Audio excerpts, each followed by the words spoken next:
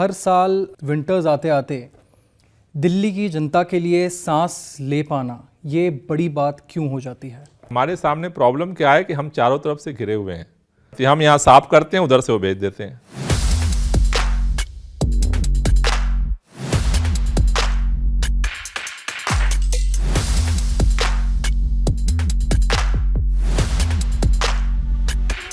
धीरे धीरे आसमान पे एक चादर जो है वो बन रही है।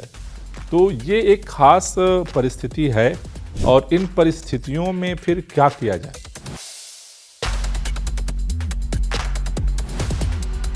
समय लास्ट में बुआई का आ रहा है, तो अब वहाँ किसान जो बचा हुआ है वो तेजी के साथ जो है जो 50% है वो वहाँ पर पराली जला रहा है। लेकिन न केंद्र सरकार का पता है कि वो क्या कर रही है, चुप। न तो यूपी सरकार का पता है क्या कर रही है, चुप। न तो हरियाणा सरकार का पता है क्या कर रही है, चुप। ऑल वी हियर इज की ब्लेम गेम सुनाई देता है, स्टबल बर्निंग सुनाई देता है, यूनाइटेड स्टैंड नहीं नजर आता कि आइए बैठते हैं और प्रदूषण के मुद्दे को सॉल्व करते हैं।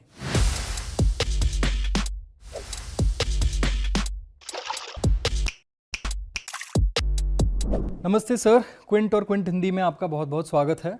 हमारे शो बड़ी बड़ी बातें पर आपका बहुत बहुत स्वागत है। हर साल विंटर्स आते आते दिल्ली की जनता के लिए सांस ले पाना ये बड़ी बात क्यों हो जाती है? देखिए, उसमें दो फैक्टर हैं। अगर देखें तो दिल्ली के अंदर पहले पूरे साल ये स्थिति बनी रहती थी। अभी जो सेंट्रल गवर्नमेंट ने एक डेटा रिलीज किया है उसमें 2015 में दिल्ली के लोगों को 365 दिन में से पुअर कैटेगरी यानी ख़राब स्थिति से जो बाहर हवा थी वो केवल 109 दिन मिलती थी। अरविंद केजरीवाल जी के नेतृत्व में सरकार बनी और तब से एनवायरनमेंट जो है एक फोकस पॉइंट बना और धीरे धीरे जो बहुत सारे प्रयास हुए, इस साल 204 दिन अभी तक दिल्ली के लोगों को अच्छी हवा के दिन जो है वो मिल चुके हैं।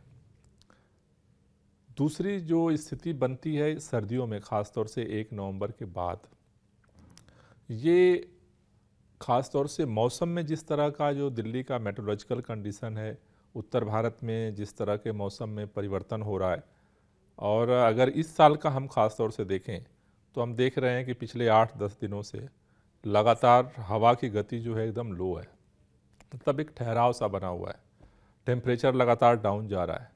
ऐसी स्थिति में धीरे धीरे आसमान पे एक चादर जो है वो बन रही है और उसमें जो भी पोल्यूटेड कण हैं वो वायुमंडल में डिस्पर्स होने की जगह वो सतह पे आ रहे हैं। तो ये एक खास परिस्थिति है और इन परिस्थितियों में फिर क्या किया जाए, उसके लिए जो सोर्सेज हैं जिनसे प्रदूषण पैदा होता है, क्योंकि मौसम में बदलाव तो अभी अपने हाथ में नहीं है, लेकिन जो सोर्सेज हैं उसको कंट्रोल किया जा सकता है और उसके लिए सरकार हर स्तर पे प्रयास कर रही है। पंजाब, हरियाणा, उत्तर प्रदेश की अगर बात करें, स्टबल बर्निंग एक सबसे बड़ा कारण माना जाता है। लेकिन पंजाब में अब आम आदमी पार्टी की सरकार है। चुनाव के वक्त ये बात हुई थी कि स्टबल बर्निंग पर रोक लगाई जाएगी पंजाब में। इस स्टबल बर्निंग के लिए पंजाब में किस तरह के स्टेप्स लिए गए हैं पार्टी द्वारा या सरकार द्वारा? उत्तर भारत में अगर आप इस समय देखें तो पूरे उत्तर भारत में ये स्थिति बनी हुई है। आज दिल्ली में जितना पोल्यूशन उससे ज़्यादा ग्रेटर नोएडा में आज है। देश में 53 डिस्ट्रिक्ट्स हैं जो पोल्यूटेड हैं, उसमें से 20 डिस्ट्रिक्ट आज हरियाणा में है। तो पूरे उत्तर भारत में जो है वो एक तरह की स्थिति बनी हुई है। अब वो घटना, कोई घटना अगर कहीं भी होती है इस उत्तर भारत के एरिया में तो उसका असर सब जगह पड़ता है। जहाँ तक पंजाब का आपने जिक्र किया तो वहाँ पर जो पराली की स्थिति थी, हमारी सरकार बनी और हमने ये कमिटमेंट किया था कि भाई इसका समाधान करेंगे। उसको जो हमने प्रयास किया तो इस साल हमें बड़ी सफलता मिली है। लगभग अभी तक के जो आंकड़े हैं 50% से ज़्यादा, अब तक 15 सितंबर से और अब तक के जो आंकड़े हुए हैं उसमें 50% से ज़्यादा की गिरावट है। लेकिन अब चूंकि क्या है कि अब समय लास्ट में बुआई का आ रहा है, तो अब वहाँ किसान जो बचा हुआ है वो तेज़ी के साथ जो है जो 50% है वो वहाँ पर पराली जला रहा है और उसका भी इम्पैक्ट दिख रहा है। हरियाणा में चारों तरफ उसका इम्पैक्ट दिख रहा है। इसका समाधान और हो सकता था अगर केंद्र सरकार ने सहयोग किया होता। उसका समाधान का जो अभी तक तरीका है केंद्र सरकार और राज्य सरकारों का कि हम किसानों को मशीन देते हैं और उसमें हम सब्सिडी देते हैं। कुछ केंद्र सरकार देती है, कुछ राज्य सरकार देती है, बाकी कहते हैं किसान से कि तुम खरीदो मशीन। वो पैसा लगा के मशीन नहीं खरीद सकता। उसका कहना है कि भाई आप हमें ऐसा सलूशन दो कि जो आप हम कर सकें। तो अभी कल भी कुछ सुझाव अगले समय के लिए कल सुझाव पंजाब सरकार ने सुप्रीम कोर्ट में रखा है। मुझे उम्मीद है कि उस पर कोई समाधान निकलेगा और हम ये होप कर रहे हैं कि इस साल अगर 50% हुआ है तो अगले साल और कमी आए पंजाब के अंदर। लेकिन दिल्ली के चारों तरफ जो एनसीआर का पूरा क्षेत्र है, केंद्र सरकार है, सबको सक्रिय होना पड़ेगा, क्योंकि अभी हमारे आजू बाजू ऊपर सब भाजपा की सरकार है। हरियाणा में, उत्तर प्रदेश में, केंद्र में आप देखो इतना सभी लोग चिंतित हैं, कैसे सभी लोग दौड़ रहे हैं, लेकिन न केंद्र सरकार का पता है कि वो क्या कर रही है, चुप। न तो यूपी सरकार का पता है क्या कर रही है, चुप। न तो हरियाणा सरकार का पता है क्या कर रही है, चुप। तो ये जो मौन साध लेते हैं उससे काम नहीं चलेगा, सबको सक्रिय होना पड़ेगा। अभी दिल्ली में आप देखो तो हम सीएनजी की बस चलाते हैं, 1000 के लगभग इलेक्ट्रिक बस दिल्ली की सड़कों पे चल रही है। दिल्ली के चारों तरफ सब वही पुरानी पोल्यूटेड धुआं छोड़ती हुई डीजल की बसें दौड़ रही हैं। दिल्ली के अंदर 24/7 बिजली दी जा रही है। क्यों? उससे जनरेटर ना चले। दिल्ली के चारों तरफ यूपी और हरियाणा में जनरेटर चल रहे हैं, उसका धुआं सारा आ रहा है। दिल्ली के अंदर ईंट भट्टे नहीं चलते हैं, दिल्ली के चारों तरफ ईंट भट्टे चल रहे हैं, सारा उनका धुआं आ रहा है, सारा दिल्ली के ऊपर ही आ रहा है। तो मेरा कहना है कि दिल्ली को तो अपने लिए काम करना है और कर रही है। ये अफसोस है कि मैंने कई बार ये डिमांड की कि भाई इस 5 राज्यों की मीटिंग बुला करके और इस पर चर्चा की जाए, केंद्र सरकार ने नहीं सुना। कल अंततोगत्वा सुप्रीम कोर्ट को निर्देश देना पड़ा कि आप मीटिंग बुलाइए। तो मुझे लगता है कि अगर सभी सरकारें मिल करके सक्रियता के साथ, सामूहिकता के साथ काम करें तो मुझे लगता है इसका काफ़ी असर दिखेगा। पड़ोसी राज्यों की जब हम बात करें तो दिल्ली सरकार ने किस तरह से अप्रोच किया है इन राज्यों को पोल्यूशन के इशू को टैकल करने के? नहीं, हमारे पास अप्रोच करने का तरीका केंद्र सरकार के माध्यम से ही है, क्योंकि हमारे इस तरफ भी भाजपा की सरकार है, इधर भी भाजपा की सरकार है, केंद्र में भाजपा की सरकार है। तो हम केंद्र सरकार से ये अप्रोच करते हैं कि इनके साथ भी मीटिंग फिक्स करिए और जो हमारे सुझाव होते हैं हम उनके सामने रखते हैं। तो कुछ दिनों पहले पार्टी से एक बयान आया था कि पंजाब काफ़ी दूर है लेकिन इसका मुख्य कारण हरियाणा है, क्योंकि अब पंजाब में भी आम आदमी पार्टी की सरकार है। तो कहीं ना कहीं पार्टी का स्टैंड स्टबल बर्निंग को पंजाब में लेकर बदला है, इस पर आप क्या कहेंगे? नहीं, स्टैंड नहीं बदला है। हर समय का फैक्ट होता है अपना, ये फैक्ट है, सबके पास ये फैक्ट है कि पिछले दिनों की अपेक्षा इस साल पराली कम जली है पंजाब में, सबके पास फैक्ट है। चाहे आप AIR का जो है आप ले लें, कृषि विभाग का ले लें, चाहे नासा का ले लें, चाहे किसी का भी फैक्ट ले लें, तो सबके पास एक ही फैक्ट है, हमारे पास भी वहीं से आता है कि पराली पिछले बार से वहाँ कम जली है। एक बात। दूसरी बात, जब वो बात कही जा रही थी कि जिस तरह से अगर जब हवा की गति लो है, हवा जब यहाँ का प्रदूषण उधर ले जाने की स्थिति में नहीं है, क्योंकि अगर हवा की गति हो तो दिल्ली का प्रदूषण भी तो डिस्पर्स हो जाएगा। तो जब हवा की गति उतनी तेज नहीं है तो दिल्ली के सबसे पहले तो दिल्ली में दिल्ली के आसपास का पोल्यूशन आएगा, उसके बाद दूर से आएगा ना धीरे धीरे। अगर नॉर्थ वेस्ट और हवा की स्पीड तेज हो जाए तो वो पोल्यूशन पंजाब का भी यहाँ तेजी के साथ आएगा। तो ये फैक्ट की बात है, ये स्टैंड बदलने की बात नहीं है। इन पड़ोसी राज्यों से कोई रिस्पांस आया है प्रदूषण को लेकर? नहीं, रिस्पांस तो देखिए, जो केंद्र सरकार के साथ ज्वाइंट मीटिंग हुई थी उसमें इन सरकारों ने कमिटमेंट तो किया था। CAQM ने डायरेक्शंस दिया कि भाई 1 नवंबर से इस साल बाहर से जो है जो डीजल बसें हैं वो दिल्ली में नहीं आएंगी। लेकिन वो कमिटमेंट तो हुआ बट पूरा नहीं हुआ। वो चूँकि सारी वो डीजल की बसें वो दिल्ली भेजते रहे, रात में मैं भी जाकर के कई जगह चेक किया, वो डीजल की बसें ही आ रही हैं। अभी भी चारों तरफ स्थिति वही चल रही है।